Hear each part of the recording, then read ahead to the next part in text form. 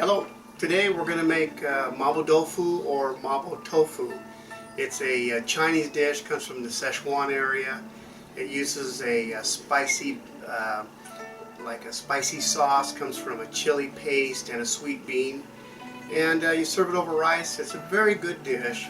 Try to use as much original ingredients as you can. It'll be just taste really delicious. So anyway, we're going to go ahead and go through the ingredient list, and then we'll get cooking. Okay.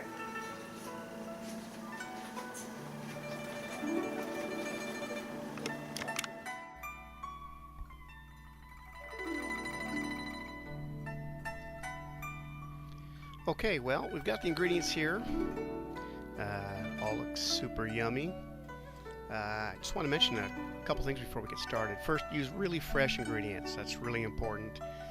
The fresher the better, of course. And then also, when you're making any kind of Asian food, try to get as close to the original ingredients as you can. You can see I have some tingmanjing and some tobanjan. A little bit difficult to find, but after looking around, I was able to spot some on the internet. And you know, when it comes to sake, you can use just any sake, one that's got a decent flavor, but you don't have to go all out for a really good drinking sake. And then, of course, also make sure you use some good Chinese chives. A little bit different than our chives. They're kind of flat, but they have a great unique taste to them as well. So anyway, try to use fresh ingredients and try to use original ingredients. You'll be surprised how well it actually turns out. So I use it from tofu too, by the way. Okay, well, let's go ahead and get started. When I lived in Japan, you go to the grocery stores. I was teaching English over there, and when you go to a grocery store, it's quite interesting. Coming from our American culture, you'd step up to a counter that looks like a meat counter, and you'd see these real beautiful displays of tofu. And tofu, of course, you can imagine, is very important to the Japanese. But it's kind of neat because you can get, super soft, you can get soft, medium, firm tofu. It's all fantastic. I mean, it's really good and very fresh, and you see this waterfall kind of cascading over the blocks of tofu. Anyway, I thought it was kind of neat. But anyway, when we were over there, that's kind of when we discovered Mabo Dofu or Mapo Tofu, just kind of different ways in which to say it. Chinese say it one way, I think, when you refer to it Chinese food, and some refer to it as Mabo Dofu. So anyway, so you just use a regular ground pork, add some ginger and some garlic, and just make sure you don't burn any of the ginger, garlic. Just keep an eye on it, and you can really smell it. It smells so delicious. But you just kind of mix that in and make sure that it's you're getting that aromatic fragrance to it. Ginger adds so much to Asian cooking, and of course so does garlic. Of course, garlic's important in all cultures, but adds a tremendous amount to this dish.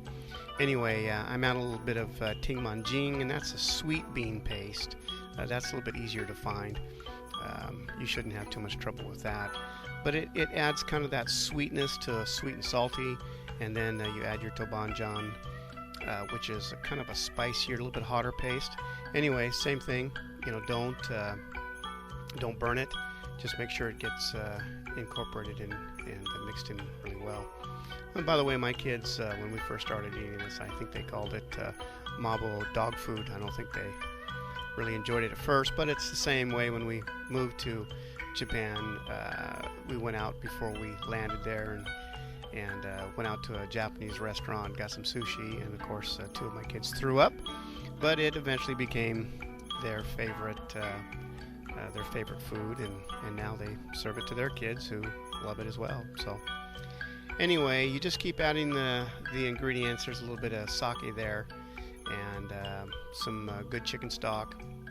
Unfortunately, I didn't have good chicken stock this time around, so I just used kind of a basic stock. I did throw a little bit of Japanese. What's it called?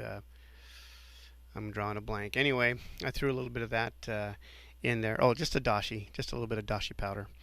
and mixing it up. The smell is just phenomenal. I mean, it's just permeating the whole kitchen. So, okay, add a little bit of a good Chinese soy sauce, which I highly recommend, and then of course a little bit of the tofu. This is a firm tofu. You could use kind of whatever you want. I like the firm tofu in this recipe because it just kind of holds up better as you're as you're stirring it, and eventually you're going to serve it over rice, and so you want it to hold up and not fall apart. But anyway, just bring it to a little bit of a simmer, and just keep moving around so that all the tofu is kind of marinating in that wonderful sauce.